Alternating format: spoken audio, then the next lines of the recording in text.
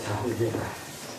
주의 사랑 안에서 우리가 지식과 지혜를 풍성히 부어주시고 주의 사랑 안에서 우리가 주의 선하심을 분별하게 하여 주시옵시며 주의 끝날까지 후회이 없도록 인도하여 주시옵소서.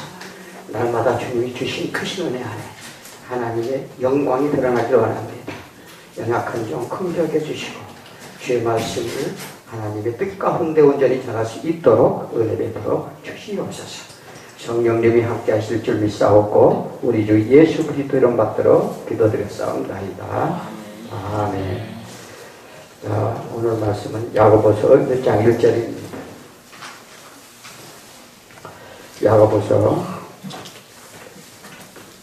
1장 1절입니다. 자, 그런데 한 절이므로 제가 공독하도록 하겠습니다. 하나님과 주 예수 그리스도의 종 야고보는 흩어져 있는 12지파에게 문안하노라. 오늘 이 시간 이 야고보가 12지파 흩어져 있는 디아스포라에게 문안하듯이 우리 모든 교회에게 주 예수 그리스도가 오셔서 다 문안하는 시간이 되었으면 좋겠습니다. 자, 오늘 사실은 제가 비유의 그 말씀을 몇 번 이렇게 이제 강의식으로 좀 할까 했는데 이 야고보서를 해야 되겠다는 생각이 들어서 오늘 야고보서를 한 8번 정도에 걸쳐서 말씀을 좀 드리고자 합니다. 우리가 제일 먼저 중요한 것은 우리가 고난을 받은 사람은 이 고난이 뭔지 알죠. 그리고 몸이 아픈 사람이 아픈 심정을 압니다. 오늘 야고보는 과연 누구인가요? 우리가 먼저 그래서 당시의 시대적인 배경이나 우리가 먼저 이 야고보가 하고자 하는 의도와 뜻을 먼저 알아야 우리가 이게 말씀을 온전히 이해할 수 있다고 봅니다. 그래서 오늘 이 1절을 가지고 이게 서론인데 당시에는 이제 배경이 있었죠. 자, 서신서 중에 뭐 많은 사람들이 이제 서신서를 썼습니다. 그 중에서도 사도 바울이 제일 많이 썼죠. 그리고 베드로가 썼고, 그리고 오늘 이제 야고보가 썼습니다. 소위 말하는 해랑서시라고 하는데 베드로 전후서, 요한 1, 2, 3서, 또 그리고 야고보서, 유다서가 그 교회들에게 보내는 이 서신서인 줄입니다. 또 당시 교회들뿐만 아니라 우리 교회들에게 보내는 이 야고보의 편지라고 볼 수 있겠습니다. 그래서 우리가 야고보 하면은 누군가요? 성경에 야고보가 여러 명 나오는데 대략 한 5명 정도 나옵니다. 그런데 세베대의 아들 야고보와 또 알페의 아들 야고보, 또 작은 야고보라고도 나오기도 하고 예수님의 동생 야고보가 나옵니다. 자, 그래서 우리가 야고보의 아들 유다라고 하는 거기 성경에서 나오는 사람도 있어요. 그래서 대략적으로 그래도 야고보 하면은 알페의 아들 야고보하고 이 예수님 동생 야고보가 제일 그래도 성경에 요약되는 인물이라고 볼 수 있습니다. 자, 그런데 야고보를 누가 썼을까? 그럼 과연 5명의 야고보 중에 누가 썼을까요? 이것은 예수님의 동생 야고보가 썼죠. 그래서 이건 오리겐이나 제롬이나 유세비오 같은 성경학자들이 예수님의 동생 야고보가 썼다고 이렇게 주장을 합니다. 우리가 신앙사상이요, 대략 한 3가지 정도로 구분할 수 있는데, 자유주의 사상도 있어요. 이제 말씀을 전하는 거 보면 목사님이 어디서 공부를 했는지 이렇게 대략 이게 보이는데, 또 그 다음에 이 복음주의자도 있고 이 근본주의자도 있습니다. 이게 다 각기 무엇이 옳다 틀리다 할 수 없는데 할 수는 없지만 요즘 심각한 문제는 자유주의 신앙 사상이죠.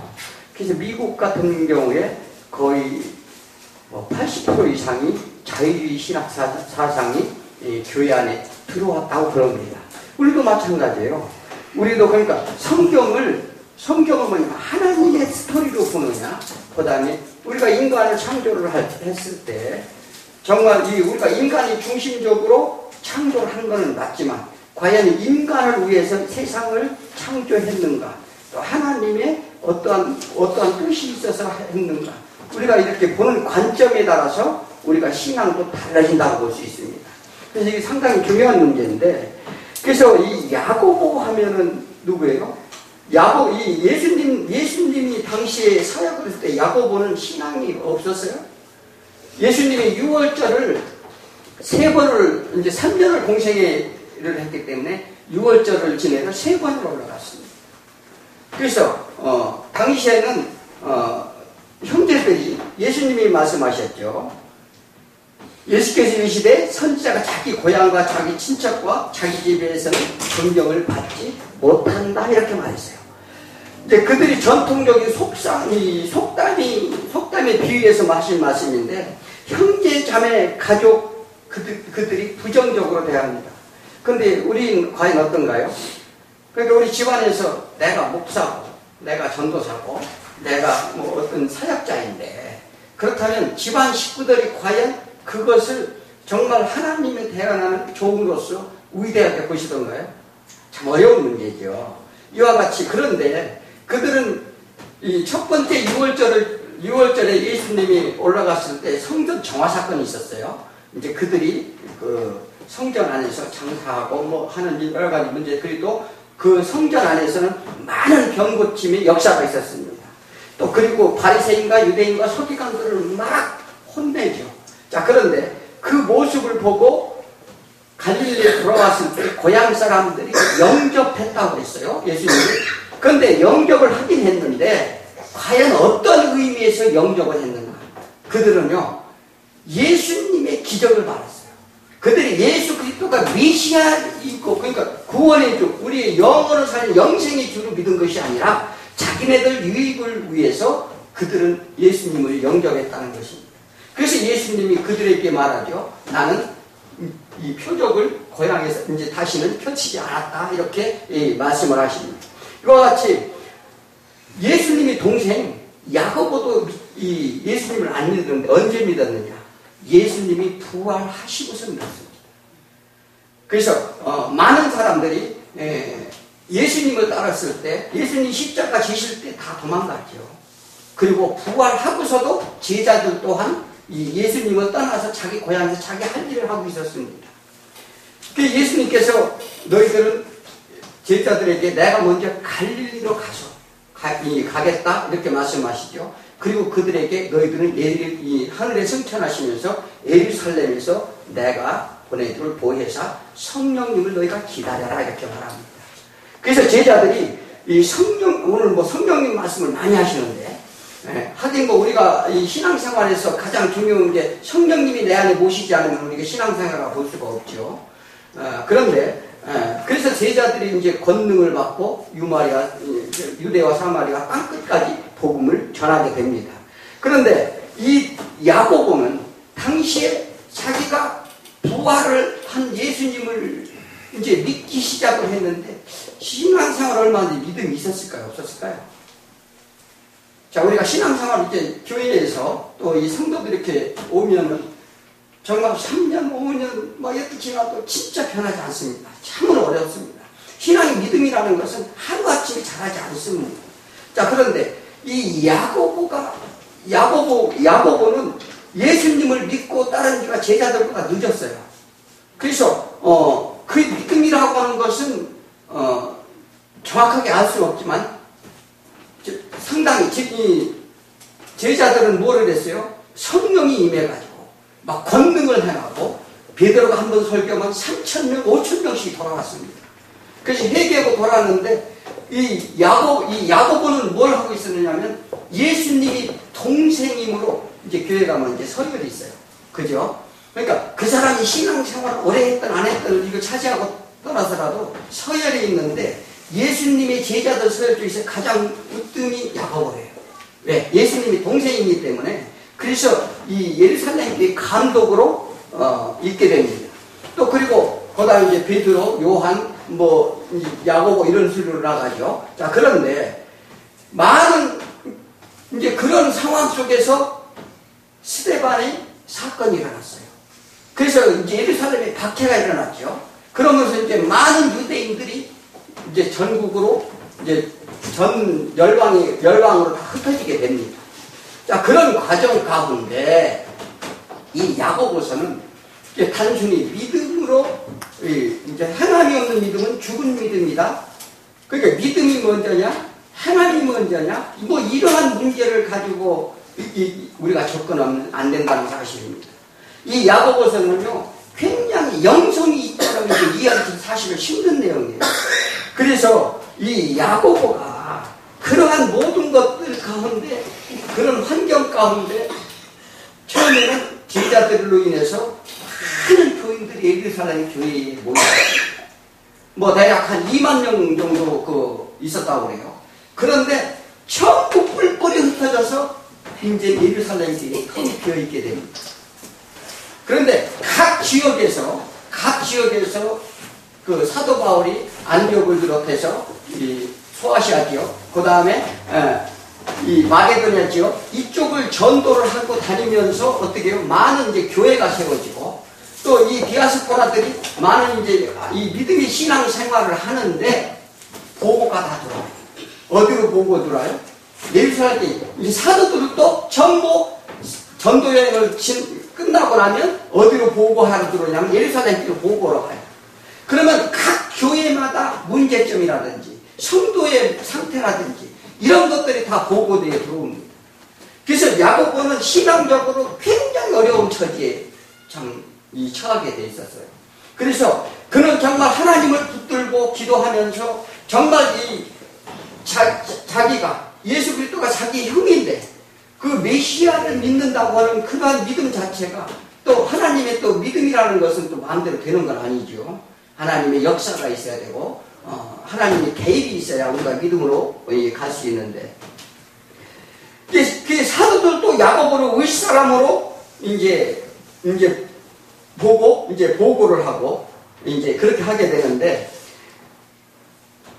사도행전 12장에 베드로가 감옥에 있다가 이제 나오게 되자 마가의 다락방으로 가는데 이제 그들이 모여서 하는 게 뭐예요? 야고보를 만나기 위해서 이제 마가의 다락방에 갑니다. 그 자리에 없자 거기에 있던 마리아를 비롯한 여인들이 부탁을 합니다. 나는 감옥에서 나왔으니 꼭 야고보 선생에게 전해주십시오. 그러니까 이 사도들도 어디 가서 뭐 감옥에 갔다 왔다든지 어디 사역으로 갔다든지 꼭 늘 오면은 누구를 만나야 돼요? 야고보를 만나야 됐어요. 그래서 사도행전 10장 갈라디아 1장 19절에도 주의 형제 야고보 외에 다른 형제들이 보지 못하였노라 했는데 사도들은 만나지 않고 야고보와 상의를 했다 이렇게 말해요. 그러니까 지금 뭐냐면 사도 바울이 다른 사도를 만나지 않더라도 꼭 야고보는 만났다 이렇게 보고를 합니다. 사도행전 21장 18절에서 바울이 우리와 함께 야고보에게 들어가니 장로들이 다 있더라. 바울이 1, 2, 3차에 이제 전도 여행을 마치고 예루살렘에 도착을 합니다. 이제 선교 보고를 야고보에게 하게 되는데 이제 바울이 문안하고 이방 가운데 한 일을 낱낱이 이제 말하게 되죠. 그래서 사도행전 15장 같은 경우는 어떤 일이 나요? 이방인들이 전도하는 문제를 이 베드로가 변증을 하게 되죠. 그래서 사도 바울이 이방인들에게도 이제 복음이 이제 전해짐을 이제 고하게 됩니다. 그런데 이러한 일련의 사건 가운데 이 성령이 열매가 맺지 못하고 있는 것에 대해서 이 야고보는 굉장히 심각하게 생각했어요. 자, 디아스포라 있는 그들 각 지역에서 있는 그들이 그래서 이런 문제에 가지고 지금 이 야고보서를 쓰게 됩니다. 야고보서를 쓰게 되는데 이 야고보서는 갈라디아서가 사도 바울이 제일 먼저 쓴 서신서죠. 이제 그때와 시기가 비슷하게 써있게 되는데 이게 목적은 갑자기 핍박받는 성도들에게 힘과 용기를 이제 주기 위함이었고 두 번째는 성경적으로 신앙을 가지게 하기 위해서 이 서신서를 씁니다. 자, 수신자를 흩어져 있는 12지파 성도들이라고 그랬죠. 그래서 그의 형인 예수님은 나는 그리스도의 종이라고 소개합니다. 그러니까 지금 자기 형인 예수 그리스도를 이제 나는 예수 그리스도의 종이라고 이제 소개를 합니다. 이제 종에 대해서도 우리가 이제 많은 것을 이제 배워야 되는데, 그래서 바울은 대부분 이방인에게 썼는데, 당시 이 야고보서가 이 쓴 서신은 뭐예요? 믿는 자들에게. 믿는 자. 그래서 이 야고보서는요, 교리도 없고요, 예수 십자가 죽으심과 부활 이런 것 하나 안 나옵니다. 그래서 이 루터는 뭐라고 하냐면, 이것은 쓰레기와 같다 해서 처음에는 정병으로 채택도 안 했습니다. 그러니까 이 야고보서가 이게 어떻게 행위에 대한 행위를 해야 믿음이 믿는 자다 이렇게 보여질 수 있기 때문에, 그래서 이제 루터나 이 많은 그 신학자들이 이 야고보서는 다루지를 안 했어요. 자, 그런데 당시 흩어진 디아스포라는 복음 때문에 수많은 고초와 핍박을 이제 받고 있었다는 거예요. 자, 그들이 받고 있던 건 뭐예요? 유대사회에서 쫓겨났을 뿐만 아니라 외국에서도 핍박을 받고 있었는데, 첫째 핍박은 이게 종교적인 핍박이 있었어요. 뭐냐면 로마의 핍박인데, 그들이 황제 숭배 사상. 그래서 그들은 뭐래요? 각 지역에 있는 길드라고 상인 조합 연합회를 만들어 놓고, 이제 그 계시록이나 이런 가면 7개가 나오죠. 그 대표적인 교회로 나오는데, 그들이 가장 견디기 힘들었던 것은 먹고 사는 문제에 있었어요. 하나님을 믿는다는 그 하나만으로 그들은 생활에 너무나도 핍박을 많이 받았다는 사실입니다. 또 정치적인 핍박인데, 이제 이것은 뭐냐면 그들이 이제 로마인들이, 왜냐하면 다른 종교들은 다 이렇게 가치를 혼합해서 이 황제도 믿고 자기네 종교도 믿는데, 이것은 오직 이 기독교는 뭐냐, 오직 하나님만이 나의 유일한 신이다 이렇게 믿기 때문에 그 핍박을 받았어요. 문화적인 핍박도 받았습니다. 인종차별 문제, 그리고 현지 토착민 중에 예수를 믿는 자들이 제일 이제 핍박을 받게 되는데, 문제는 그들이 재산도 가질 수 없을 뿐만 아니라, 그래서 그들이 뭐냐면 금과 은과 뭐 이런 것을 뭐냐면 고리대도 먹고, 그래서 지금도 미국에 가면은 뭐 예를 들어서 영화계라든지 이 금융업계 또 내지는 이런 것들을 전부 유대인들이 잡고 있는 이유가 그렇습니다. 그 왜 그러냐면, 그들이 왜냐하면 여차하면 그 지역을 떠날 수 있는 준비를 하고 살았던 거예요. 그래서 유대인들이 가장 많은 병은 무슨 병이냐면 심장병입니다. 그들은 왜냐하면 항상 두려움에 떨었고 항상 거기에 환경에 적응하다 보니까 그들은 그런 이제 심장병이 제일 많다고 해요. 자, 그래서 이 경제적인 핍박과 여러 가지 핍박 가운데 이런 환경 속에서 그런 대로 먹고 살만한 여유 있던 성도들이 있어요. 그 중에서도 우리가 다 이방에 가서 살지만 그 중에서 그래도 정착을 어느 정도 하고 좀 이렇게 살만한 사람들이 있었는데, 형편이 어려운 다른 성도들도 그들을 외면하게 됩니다. 자, 야고보서에 이런 내용들이 깔려 있어요. 또 그 다음에 가정의 핍박이 있었어요. 남자들이 힘든 환경 때문에 대부분 단명했어요. 그들은 왜 그러냐면 그 외국 생활에서 너무나도 힘든 일 가운데 이제 살다가 보니까 단명해서 고아와 가부가 많이 생겼다는 사실입니다. 이들 형편을 근데 돌보지 않는 형제들에게 대한 교훈 내용이기도 합니다. 이제 이런 것들이 이제 야고보서의 배경이에요. 그래서 환경이 힘들고 어려울 때 마음 또한 우리가 강팍해지는 게 사실이죠. 이는 근심걱정으로 우리가 이제 사단이 우리 마음속에 자리 잡게 됩니다. 믿음의 형식이 어떠한 믿음의 어떤 행실이 나올 수 없는 환경에 처하게 돼요. 한번 이게 우리가 말이 그렇지, 내가 행실을 잘해가지고 어떤 하나님의 믿음의 행위를 보낸다?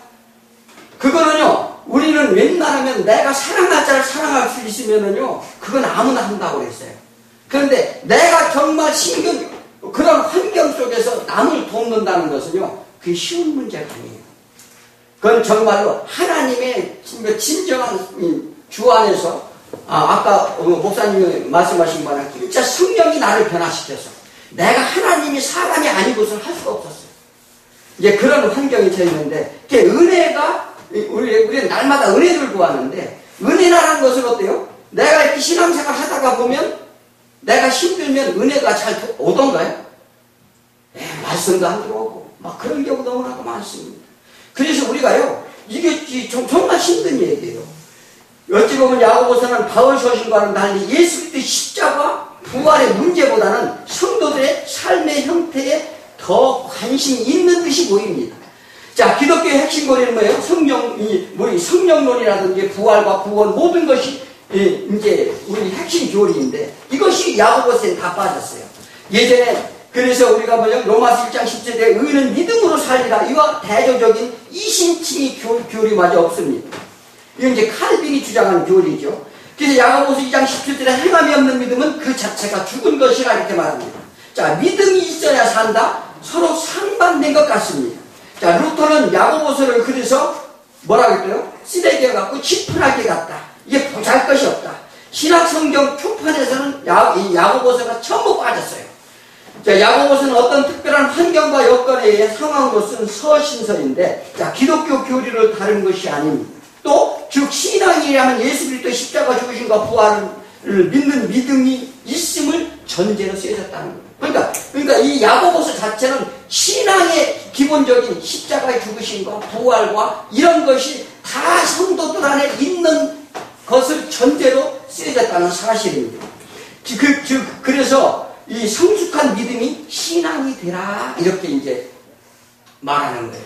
그래서 우리가 신앙생활 가운데 정말 무엇이 성숙한 믿음인가? 우리는요 어린아이 신앙이었을 때는 날마다 젖을 달라고 구하죠. 하나님 이것도 해주십시오, 저것도 해주십시오. 그러면서 우리가 체험도 받습니다. 실제로 하나님이 해주기도 합니다. 그런데 우리가 믿음이 장성한 분량이 되면 어때요? 우리가 하나님한테 요구하는 것보다 하나님이 가르치 교훈대로 우리가 살아가는 것이죠.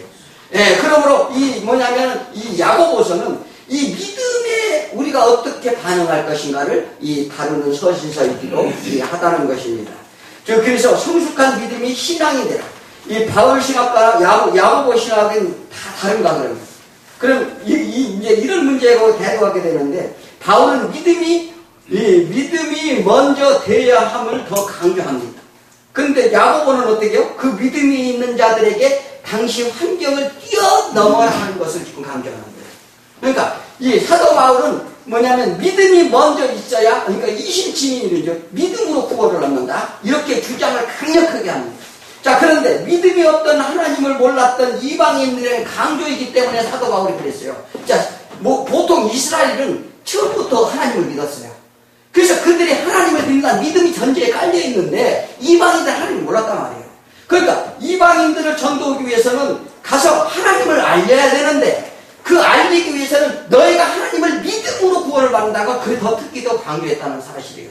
야고보는 믿음이 있는 자들에게 더 큰 믿음의 신앙으로 뛰어넘기 위해서 환경을 너희가 넘어라. 그래서 이제 이 야고보서와 이 바울 서신서가 이제 다른 점이 이제 그런 겁니다. 자, 그래서 야고보서의 특징이 뭐예요? 실생활과 윤리, 이제 지혜서라고도 이제 사람들이 불리기도 하는데, 하나님이 자녀로서 서로 화합치 못하는 점. 그러니까, 하나님의 자녀로서 서로 화합하지 못하는, 육체적, 세상적, 육의 사람들과 또 종역적인 지혜를 가진 자들이다. 이렇게 이제 말하기도 하고, 자, 위에서 내려오는 지혜를 가진 자가 누구더냐? 이제 이렇게 묻기도 합니다. 그래서 너희가 성결해질 것, 거기 하나님과 화평할 것, 또 서로 성도 간의 사랑을 할 것, 또 그 다음에 이런 관용을 베풀 것, 긍휼을 베풀 것, 이런 선한 열매를 맺게 하는 지혜자들이 과연 누구더냐? 지금 반응을. 그래서 돈이 있는 자와 없는 자. 그래서 너희가 믿음이 뭐냐는 것은, 믿음이 뭐냐? 첫째 하나님의 지식을 먼저 가져라. 지식을 갖고 거기에 지식 위에 지혜를 얻어라. 지혜를 얻으면 믿음이 생기고, 믿음이 생기면 인내가 있다. 인내가 너희를 인내가 너희를 이렇게 정금같이 나오게 한다고 그러잖아요. 자, 이와 같이 뭐냐면, 이 야고보는 믿음의 방법을 얘기합니다. 그래서 너희가 시험이 있는데, 뭐냐면, 두 가지 시험이 있다고 말을 해요. 하나는 하나님이 주시는 시험이 있고, 하나는 사단이 주는 시험이 있는데, 사단이 주는 시험이 뭐냐? 너희 정욕적인 욕심에서 나오는 시험이니라. 그러니까 이것은 하나님이 너에게 시험을 주기를 원치 아니한다 이렇게 말했어요. 그런데 우리는 왜 죄의 결과로 죄의 이 질곡 가운데 우리는 우리 스스로 시험을 들어간다는 사실입니다. 그래서 너희가 하나님께서 어떻게 신앙의 길로 가야 될 것은 그 길을 정확하게 알려주는 것이 야고보서이기도 합니다. 그래서 무엇이 열매를 맺는 신앙의 생활인가? 선한 힘을 맺는 지혜를 가지고 힘을 낼 것에 대한 서신서인데, 그들이 외국에 나아가 고난과 핍박 가운데 믿음을 잃지 않고 있는데 영적으로 성숙하지 못한 신앙들, 또 힘겨워하는 그들에게 이 야고보가 그들에게 힘을 주기 위해서, 그래서 그들이 어때요? 환경이 열악하니까 서로 다투고 서로 미워하고 서로 분쟁하고 있는 것에 대한 마음이 너무나도 아팠다는 사실이에요. 지금은 안 그런가요? 지금도 신앙생활 가운데 교회 안에서 서로 분쟁하고 질투하고 시기하고 너무나도 많습니다. 그러니까 이것은 이 야고보가 정말 신앙이 깊은 시련 속에서 정말 그 컴플렉스가 있었어요. 이 제자들이 이제 예수를 따르는 12사도들한테 대한 믿음에 대한 어떠한 그 컴플렉스가 있어서 정말 하나님께 그는 정말 그 많은 것들을 이제 체험을 하고, 그 야고보가 정말 그 신앙적으로 각자에 들려오는 소식에 대해서 너무나도 가슴이 아팠다는 거예요. 그러니까 우리가 이 목회자가 뭐를 해요? 많은 성도들이 정말 신앙적으로 잘 자라고 하나님 말씀이니까 정말 환경이고요. 그러니까 우리가 환경만 신앙이 약하면 어때요? 환경만 조금만 하면 우리가 어떻게 하나님을 떠나기도 하고 시험 들기도 하고 하잖아요. 그래서 너희들이 지금 시험 들고 하나님의 지금 이렇게 시련을 겪는 이유가 무엇이야? 신앙이 지금 믿음이 없어서 그렇다는 거예요. 그러니까 믿음이 있어야 너희가 그 행함을 할 수가 있는데 너희가 믿음이 없구나. 그래서 야고보는 어쩌면 이 행함을 강조하는 게 아니라 믿음을 더 강조한다는 사실입니다. 그러니까 우리가 이 원리상으로 그렇죠. 우리가 믿음이 있어야 행함이 있는 것이지 행함이 있어서 믿음이 생기는 게 아니라는 사실이에요. 그래서 이 야고보서는 이 서론적으로 이러한 배경하에 깔고서 이 야고보서를 이제 쓰게 됩니다. 그래서 자 많은 형제들이 이제 야고보에게 이제 보고를 할 때마다 그는 너무나도 이제 마음이 아파요. 그래서 그들은 보통 유대주의적으로 와서 전부 얘기를 하는데, 이게 뭐냐면 이 사도 바울은 우리가 이제 그래서 시야라는 게 있죠. 시야라는 게 내가 내 교회만 바라보면 내 교회가 문제점이 잘 뭔지 몰라요. 그러나 여러 교회를 보면 이 지상에 있는 교회는 어느 교회고 완전한 교회는 하나도 없습니다. 그래서 정말 어느 누구도 내가 완전한 사람이다, 그건 다 거짓말이에요. 우리는 전부 가면을 쓰고 삽니다. 이게 우리가 완전해지려면 어떻게 해요? 하나님의 의롭다함을 주셨기 때문에 우리가 의로움을 갖는 것이지, 우리가 누구 하나 정말 하나님 앞에 떳떳이 설 자가 없어요. 그건 왜냐하면 예수 그리스도의 공로 아니면 우리가 감히 어떻게 나가겠어요? 그러므로 우리는 하나님의 하시고자 하는 일들이 무엇인가, 이것을 정말로 이 야고보서를 통해서 오늘은 이제 대략적인 이제 서론만 말씀을 드렸는데, 그래서 이제 어떤 문제점이 있었는지 이제 그것을 이제 다뤄나가면서 정말 우리가 우리 자신을 바라보고 정말 우리 교회를 바라보고 과연 우리 교회는 지금 어떻게 돌아가고 있는가, 이렇게 돌아보는 시간이 되었으면 좋겠습니다.